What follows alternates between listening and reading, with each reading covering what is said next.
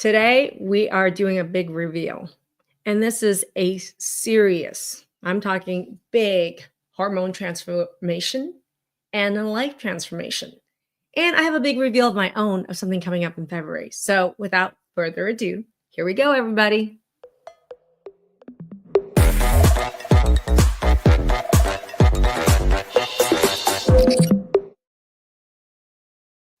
Hey everyone, I'm Maggie UMD, functional and holistic physician, and I am a medical doctor and creator of Transform and the Transform protocol on how to tackle any chronic disease. And today we're actually dealing with a subject that's near and dear to my heart. We are dealing with hormone balancing and hormone transformation.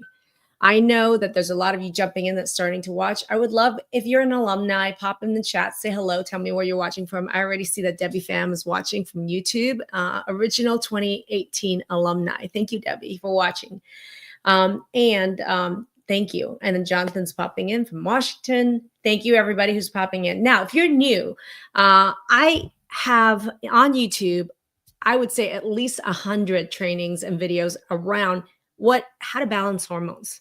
It's not a small deal, it's a big deal. And there are a lot of reasons why there's a lot of things people say about hormones that are truly like myths and lies that needs to be busted, period. And I've done plenty of those on YouTube. Now, that being said, if you have any questions around hormones, pop it in chat right now because I'm keeping my eye on chat and I want to be talking with you. I don't want to talk at you, right? So thank you, Swati. Great to see you. All right, everybody. So I have a big reveal before we go into the big transformation story here and case study. That's Gillian. Now, my big reveal is I have something up my sleeve. I want to work with you in a 5-day hormone reset workshop coming up the week of Valentine's. Yes, with me. And it's called Love Yourself, 5 days to reset your hormones. That's happening in the during Valentine's week, every single day, 5 days. We're going to be working together on hormone transformation. And that's your hormone transformation. And I'm going to share a link in chat right now, and I'm going to also share a slide with a QR code here. You can click the QR code to get over to the registration page to enroll in the challenge. The other thing that you can do is in the chat, there's a link and you can go and enroll because I want to work with you guys in small group during the entire week of Love Yourself. And what better way to celebrate, February, the month of love with a week of loving yourself, working with me, balancing your hormones. And it's not just me, our entire Transform team. Now, I just wanted to share with you guys that one of the first things that you guys are going to get when you enroll to join the reset with me is this book. And I'm just going to tell you, this is the book where we're going to go through every single day. There's a schedule events. There is your commitment to yourself. There's what we're going to be doing on day 1, day 2, day 3. There's also checklists in here that are built in. See that? Who wants the whole checklist on what symptoms are hormone related? And there'll be plenty of shocking surprises there. And then on day 5, we're going to have some of your top questions and a live Q&A with me to go over tons of questions around, should I take hormones? Does taking hormones mean my hormones are balanced? What is the hormone pattern I have? There's so many questions that come up with hormones. And Swati, you've registered. Thank you, thank you, thank you. So many of you have already registered. Thank you very much.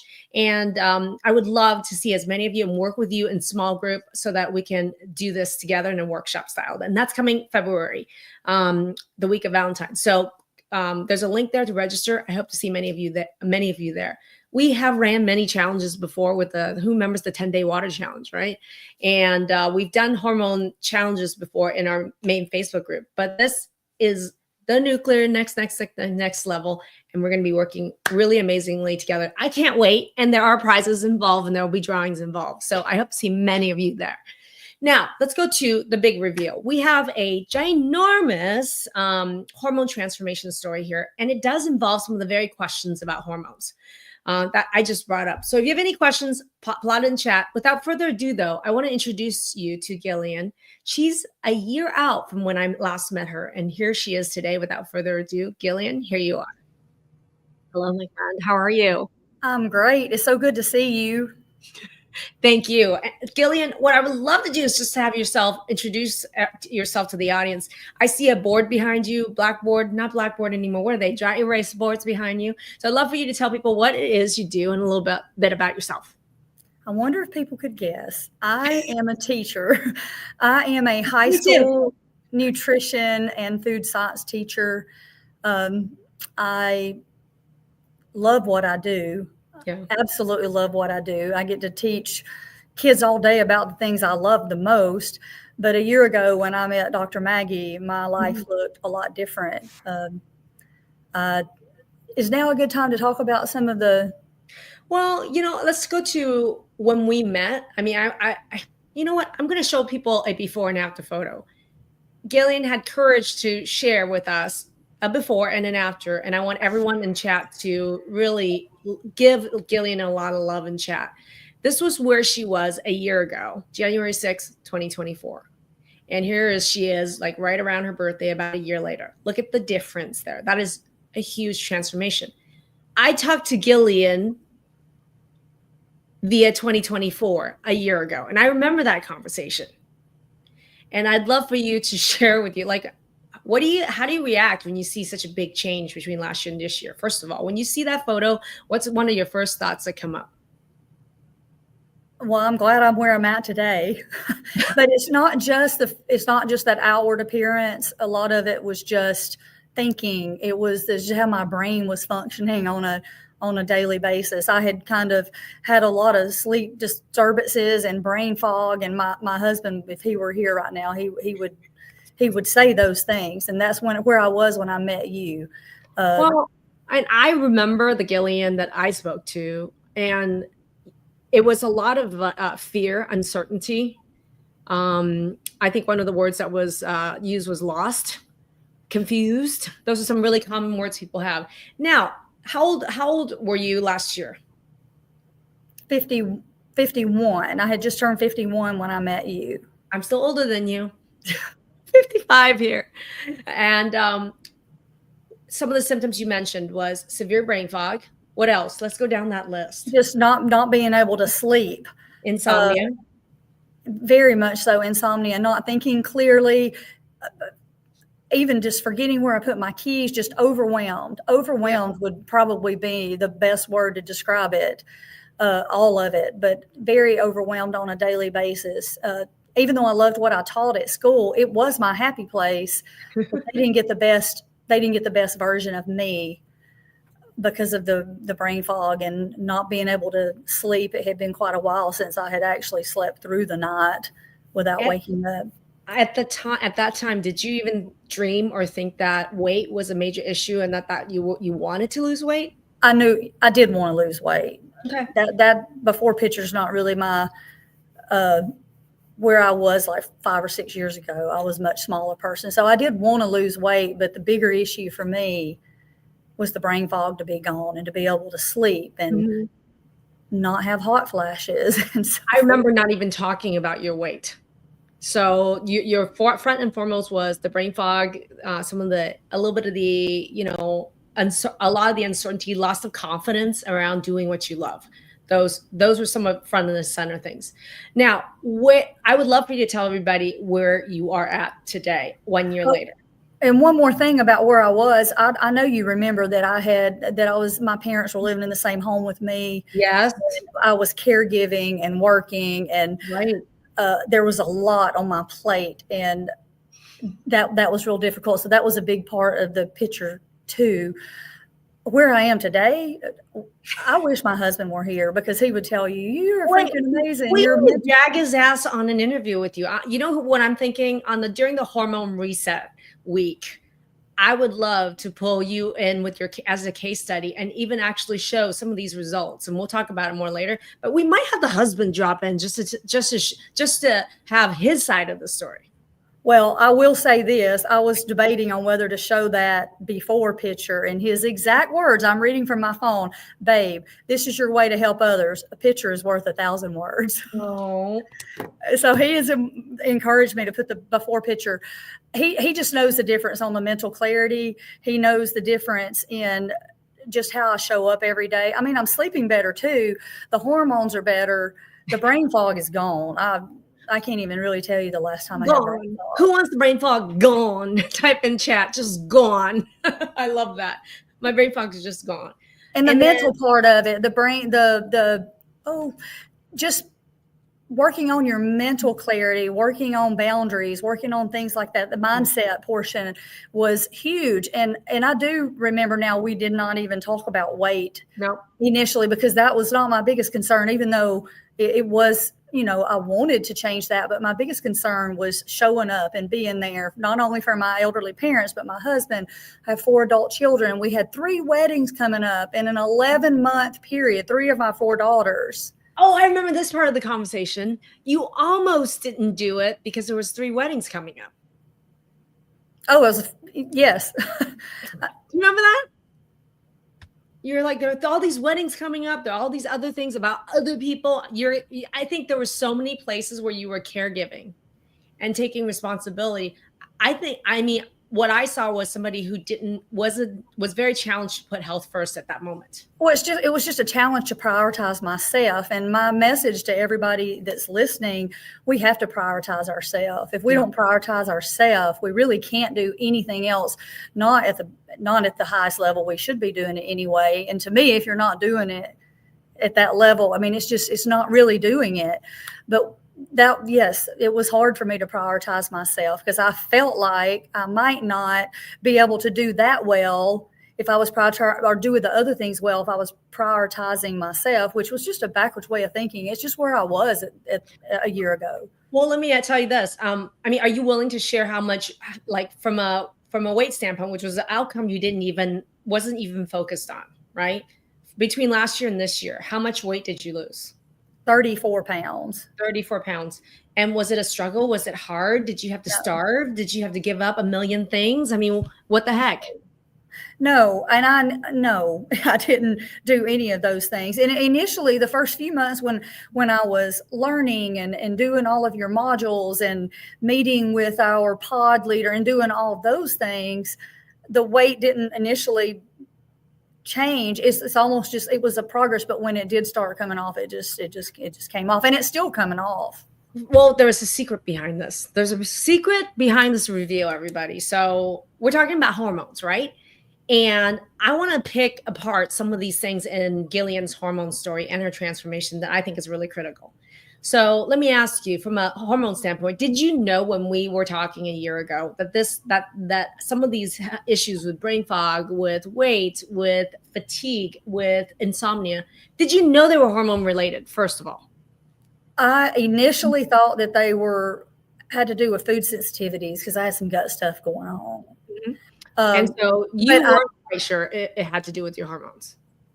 I knew that it had some to do with my hormones, but I thought the gut piece was bigger. I thought the food sensitivity part was the biggest issue, when that really was not the biggest issue, because I don't really have any issues with food sensitivities. One item that I stay away from, but 2 actually, but that wasn't the big issue. And I'm gonna ask somebody in chat, like, how many of you know your symptoms are actually related with your hormones? Meaning, like, how many of you, like, certain times of the month the symptoms are worse, or you're flaring, or postpartum after you delivered a baby was when symptoms really started? Or how many of you is between the age of 40 and 60 and you're going through menopausal or premenopausal symptoms, and you know that all these new symptoms came up around that time and it's connected? If any of you are in those categories, type it in chat. And here's the thing is, I also have a hormone guide and a checklist. If you wanted to check what hormones could be, what symptoms could be related to hormones. Carla just mentioned here is Sjogren's, which is an autoimmune disease. And I want to highlight to you that hormones, in fact, hormone change is the biggest triggering event turning on or flaring autoimmune issues. So Carla, kudos to you. Can you send me information? I have Sjogren's. I'm going to tell you guys right now, we have an entire team in chat where if you tell us what is going on, whether it's a symptom or a diagnosis, we literally have we will handpick resources to share with you, because just even Sjogren's alone, I probably have dealt with hundreds of people with Sjogren's and helped them turn it around. And yes, hormones is a part of it. So type in chat what's going on. And Chrissy, thank you for showing up. POTS symptoms are so much worse the week before my period. This isn't in your head. This is not in Chrissy's head. She said, my doc thought I was nuts. And I'm going to ask Chrissy, because I have worked with Chrissy and she has seen her hormones, where she is today with her hormones and where she is with her symptoms, right? Thanks, Chrissy, for showing up in chat. Now, Gillian, let's go through your hormone, pick apart that. When I met with you, you were around, right around 50, 51, 50, and thought had some hormone issues. How are you dealing with some of your hormone symptoms? Did you see a regular doctor? Did you see a functional doctor? Did you see all of the above? Did you try a bunch of things? What happened with that, with those pieces? Well, I've always thought a little bit more natural in mindset. So 3 years before meeting you, I had reached out and found a functional medical doctor that I really thought was going to be the answer. It ended up not being the answer. And he meant well. And I know he meant well. It was not what I needed. And your information, you allowed me to be able to discern the truth from not the truth, basically. We're going to talk about that. So here's the interesting thing. I mean, I'm going to bust a myth here right now. And we're going to do a ton of that when we do the Love Yourself Reset workshop in February, right? But one of the myths that people have is, I'm seeing a functional medicine doctor, or I'm seeing a naturopath, or were you taking hormones, Gillian? Yes. 3 years previously, I had started bioidentical hormones. I'm on bioidentical hormones. So I'm seeing a functional doctor, I'm seeing a naturopath, or I'm already taking hormones. Therefore, my hormones are taken care of. How many of you have fallen into that camp and think that's what's going on right now? Type in chat. Now, here's the thing. When we actually tested Gillian's hormones and we educated her on what the hidden patterns were, do you remember what we learned about your hormones, where they actually were? Yes. And it's crazy because it goes way back to when I even tried to get pregnant with my children, and nobody had ever mentioned it. Mm-hmm. But it was PCOS, and I had infertility issues, and it was just something that I had never put two and two together. Nobody had ever educated me to where I could discern and use that information. And then I know you remember my testosterone was off the chart. And even the initial test that you didn't do, but somebody did before you, it was high then. So it was a classic PCOS pattern. Here's something though. What hormones were you taking when I saw you? Estrogen and progesterone. Okay. A lot of progesterone. So here's the thing. Underlying her hormones was a pattern of PCOS, polycystic ovarian syndrome, that no one has actually even identified, even though she went through all these fertility issues and all these symptoms. And here's the thing. I'm going to ask this question. The doctor who prescribed these hormones 3 years ago, did they test your hormones first to determine the pattern and what you need and didn't need before they started the hormones? Well, they tested, but it just, after learning what I learned, it was not, just wasn't accurate what they were doing with what they. And blood, or did they use saliva? They use saliva. Yeah. So here's the interesting thing. That's another myth. I'm testing my hormones not via blood. I'm doing it either through saliva or urine. Therefore, my doctor knows what I'm doing and my hormones are balanced. Is that true? Rihanna says, same. Testosterone was through the roof. Because I will tell you right now, if Gillian went back and saw the saliva hormone results that she had then, and she knew what she knew now, she would have known, like, oh, wow, I already, in polycystic ovarian syndrome, there is a actual overconversion or overproduction of certain hormones like testosterone or estrogen, right? And here's something else. Progesterone is the mother hormone of these two hormones. Progesterone will turn into testosterone and then turn to estrogen. So if these hormones are sky high, and then on top of it, you throw extra estrogen and extra progesterone on it, what do you think happens? Hair loss, insomnia, that. I remember seeing your hormones dosages that you were taking. And do you even remember the milligrams of progesterone that you were taking? 200 something on progesterone. And it was a lot. It was a lot. It was a lot. I think it was even more than that, just FYI. But it was more, because one was in a cream and one was oral to help me sleep. She was taking oral and cream progesterone in multiple ways. And that dose of progesterone had actually been going up over time. Am I right with that? Yes. And why were the doses of progesterone increased? Because this is already a situation where you're throwing kerosene on the fire if you're throwing in more and more hormones. But I remember between the oral and the topical, you were total in your body getting close to probably 500-600 milligrams of progesterone, which was a ton. But I was like, how did this happen? Why was that progesterone continue to go up? Can you help me out with that rationale? Well, I was having difficulty sleeping. And I know when you don't have what you need with progesterone that it could impact your sleep. But that was why they continued to give more and more and more, which was just not what I needed. I don't even know the words to describe how I felt. Yeah.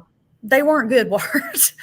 No, but I think when I saw the results and I saw the doses that you were on, I said, oh my gosh, you're on heifer doses of hormones. Like, meaning she's on the equivalent amount of what I would give to a cow. That's 1,000 pounds, right?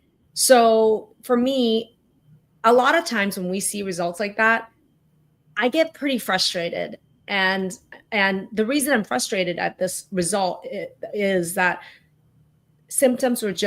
hormones were dosed based on symptoms. And because she couldn't sleep, they just kept upping and upping and upping the progesterone, which I just mentioned is the mother hormones is testosterone and estrogen. So what do you think happened over there? Everything went up. Go ahead. And the testosterone was already high even before any of that. It was higher than it probably should have been, but I didn't know that at the time because I had not learned the knowledge to be able to discern myself, or I had not found the right practitioner. Well, so here's the thing. What I love to dispel here is that seeing naturopath, functional medicine doctor, and taking hormones and also getting your tests done by saliva doesn't mean that your hormones are fixed or balanced. In fact, she was being extremely overdosed by hormones. So one of the very first things we did was work with her to wean her off those hormones and go down and down and down. And I would love to know today, like, have you recently tested your hormones? Where are you at today? Yes, I tested.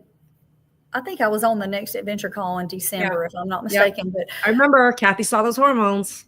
Well, first of all, the cortisol looks better than it's ever looked. And I already knew that. I didn't need the test because the way I feel throughout when I wake up and throughout the day, the testosterone was better. All of it was better. It was better. I'm not on any HRT right now. 0 hormones, everybody. She's on 0 hormones, and she shouldn't have been put on hormones in the first place 3 years ago, period. And now her hormones are actually balanced, meaning her testosterone is way lower than it was before. How did you do that? Well, you learned a lot, I know, but how did you balance those hormones over the past year? Education is key, but it's not the only thing. The education just empowers us to be able to be a good judge of what's being done and to discern. But wisdom. What you're talking about was wisdom, right? I followed a lot of the suggestions that you had, and I always loved doing more natural things for my health. Mm-hmm. So there were certain products that helped rid my body of. So you learned about supplementation. You learned about testing and those results and the patterns and how to evaluate it, right? And you also learned that you didn't need to be on hormones. Okay. And then what about diet and lifestyle? Were there any changes that you made for diet and your lifestyle? So my diet was, believe it or not, even though that before picture looks the way it looks, it's crazy. I always ate pretty clean. It's what I teach. And I try to be a good example to the students I teach, but that just goes to show it is not always food. If you're not taking care of yourself mentally, or you have too much on your plate, the hormones are out of whack, it can cause weight gain, even when you don't eat that bad. I did eat like comfort food sometimes if I had an extremely stressful day. That's non-existent now. I don't. So the diet has changed some, but that was probably for me personally the least area of change, just because of the nature of what I teach. And I'm on board with a lot of what you recommend with eating. We're like-minded. I know. And here's the thing. Common knowledge says if you have a weight problem, you need to eat less and exercise more. Nope. Yeah. I did not eat less and exercise more in the last year. In fact, I exercise less because I had less time to exercise because I was immersing myself in in this program to learn. So I did exactly, I did the opposite of that. I mean, I do exercise, I walk, and now I feel good. I'm good enough to where I can lift weights. Whereas a year ago, there's no way that I would have been doing that. I had to get to that place though. So I just got a hot tip from Kathy, who reviewed your hormones with you on Next Venture, and one of our other instructors. Here's the other piece that I was another secret, everybody. She was getting all these progesterone that were going, progesterone's the mother hormone to testosterone and estrogen. That's one pathway. Progesterone also is a second pathway. Too much progesterone, your adrenals will convert that boom, boom, boom into cortisol. And cortisol, with her going through the roof, she mentioned, oh my God, my cortisol was through the roof the first time I tested. Well, it was being what I call iatrogenically fed by the hormones that she was given and prescribed by her doctors. Right. So really, her hormone picture, when I met her, she had an underlying problem with the polycystic ovarian syndrome. And then she had an iatrogenically created overdose of hormones that caused her to go through the roof. So that was the real problem. And it was so cool to be able to get you off all those and to be able to say, you don't have to eat less and exercise more, and you get to feel better. Brain fog. What level was it before and what level is it now? 0 to 10. 10 is the worst. 11. Okay. Where is it now? 0, or I don't even think it's a 1. Okay. 0. I love 0. it. Insomnia. Who has insomnia? Type it in chat right now. Insomnia. What level was it before we met? 10, 11. 10. Where is it today? 1, 2. Sometimes I do still wake up, but it's very, very low. And I can go back to sleep now. I've learned strategies to when I wake up in the middle of the night to where I can go back to sleep. And I would love for you to share what that one strategy is. People, inquiry minds want to know, what's one strategy if you do wake up in the middle of the night occasionally? Well, I bought blue light blocker glasses. Mm-hmm. So I actually wear those after sunset now just to help with melatonin production. But if I wake up in the middle of the night, they're on my nightstand. I will grab my blue light glasses. I will turn a light on and I will jot down what's on my mind. I will just write it down, put it on my nightstand, take the blue light glasses off. And now I know it's right there when I wake up because my mind used to just run. It wouldn't calm down for me to go back to sleep. Yep. I had a question, and caregiving was one key word that came out when we started this. And you mentioned a lot that in the very beginning, there was a lot of work that you did around boundaries and other things.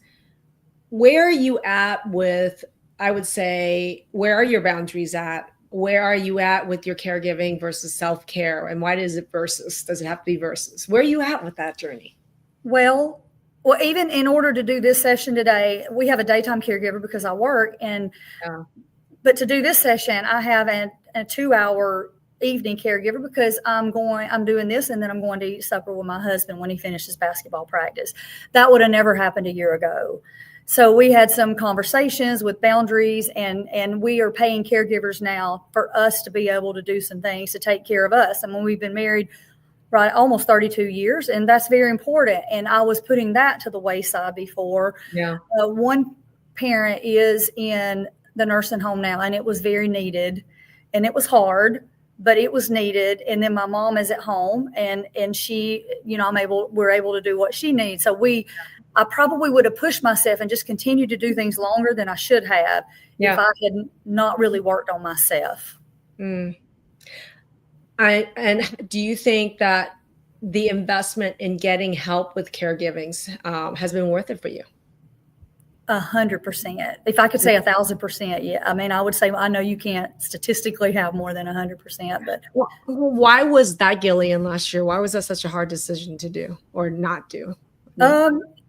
Because I still felt like this little girl in my mom's home, and she would even tell you probably if she was sitting right here, yeah, I'm the mom, she's the kid.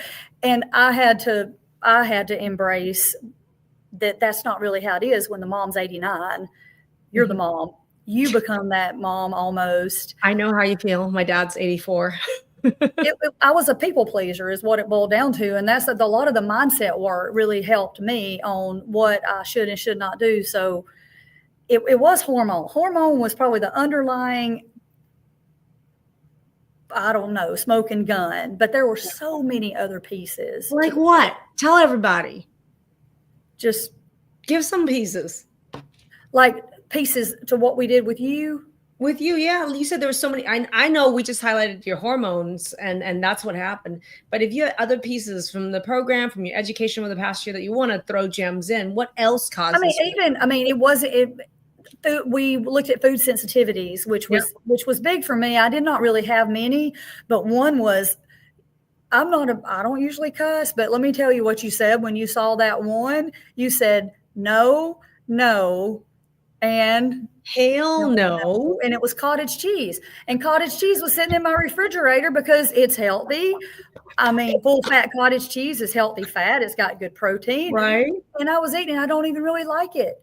But I was eating it because it was healthy, and I know that, and I don't touch it. Now the other one was kind of borderline, was mozzarella cheese, but it was borderline, and I've reintroduced that with homemade. We make homemade mozzarella in my lab. My students make it, so I introduced it that way. It wasn't the whey and casein for me. It was something in the fermentation process. So the food sensitivity was a piece. The mindset was a piece. The gut was a piece, which the hormones, they're just endless. There are so many different pieces to the puzzle. Let's talk about for 1 second. I want everybody to understand when she's talking about food sensitivities, she's talking about the food mapping process that we go through. And with the food mapping process, we have it as part of our main foundations program. We also do food mapping as a separate program.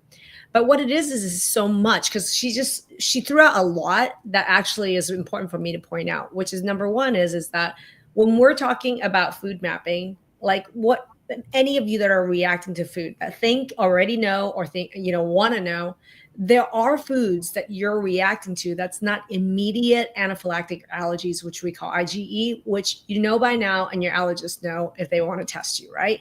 That's not what we're talking about. We're talking about the other things that your body is still allergic to. It's called IgG or IgA sensitivities. They're real, they're scientific, right? But we're using blood work to validate very accurately exactly which foods it is with pinpoint precision. So no more guessing, no more elimination diet, and no more inaccurate testing or poorly trained providers who don't know what the hell they're talking about when they're going through those results with you. So that's the food mapping program that we have. And we do that. Now, what she said is really key, and I want to point it out. She mentioned that she knew with pinpoint precise precision that it wasn't casein and whey, which are the two of the main proteins in dairy. She mentioned specifically that cottage cheese was a hell no. Okay. No, and a hell no, as I said. And she knew with precision that mozzarella was what we call a borderline item, which means that's something that she removes for 2 months, but then can reintroduce. And based on her body's response or lack thereof, which is additional data, she knew if it was real or not.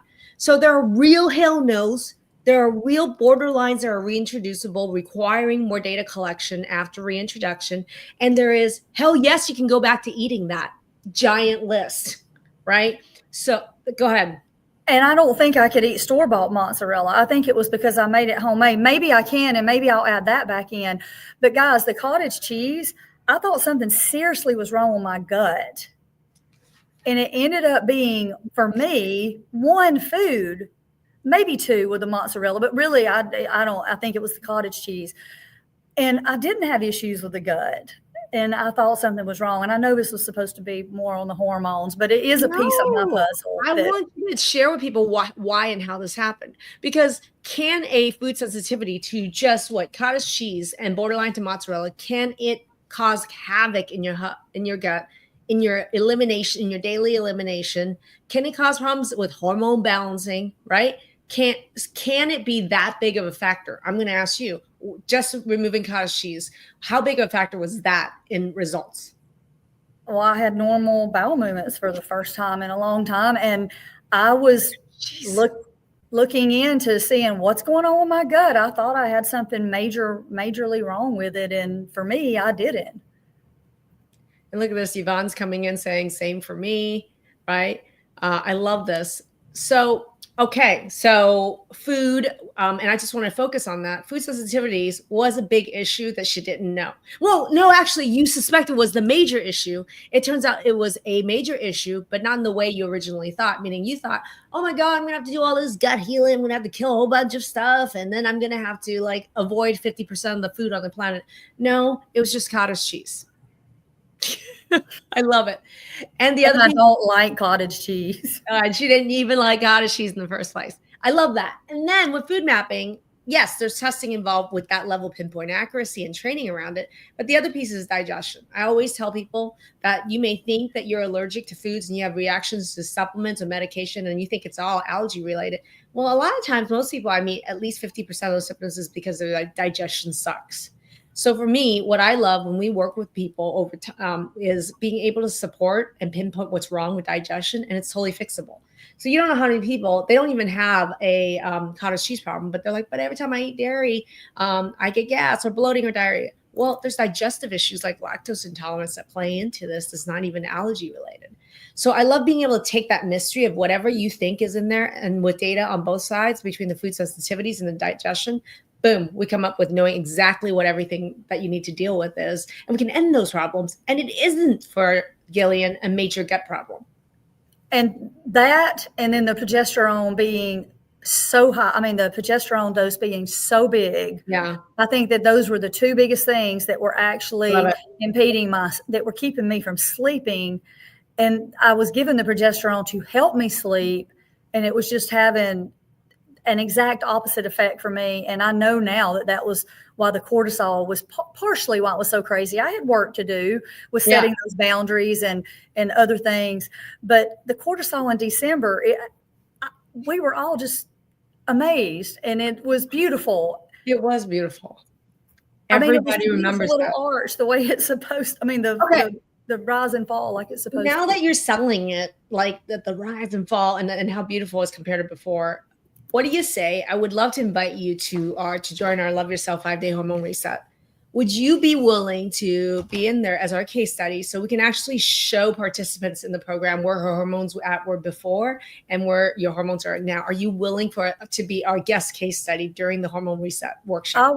I would love to. I would love to help. I would love to help others because, guys, there is a life that you don't know exists yet, in my opinion. Mm-hmm. It's true. And it's just, even for me, it's going to continue to get even better. So, I mean, Gillian, you know my hormone story. And it was a hormonal shit show and complete hormonal shutdown at the age of 36. I went into early menopause. And I had to take hormones. I didn't know jack about hormones, even though I was a family medicine doctor for 10 years at that point. No, for 8 years at that point, right? And it was hormonal hell. And I myself had lost 30 pounds since this journey. I know. Since this journey that started postpartum after the birth of each of my children. And when you're talking about brain fog, insomnia, for me, it also turned into some POTS-like symptoms, some mast cell-like symptoms, fibromyalgia. And I didn't even realize till later that there was Hashimoto's and mixed connective tissue disorder, which are autoimmune disorders linked with these hormone problems. So I totally get it and I understand. And there's a lot of people watching today that I wanted to say thank you. Thank you for taking time and sharing with others. If there is a million Gillians out there from 2024 and you're talking to her and she's watching right now, what's one message you want to give to her? Thinking.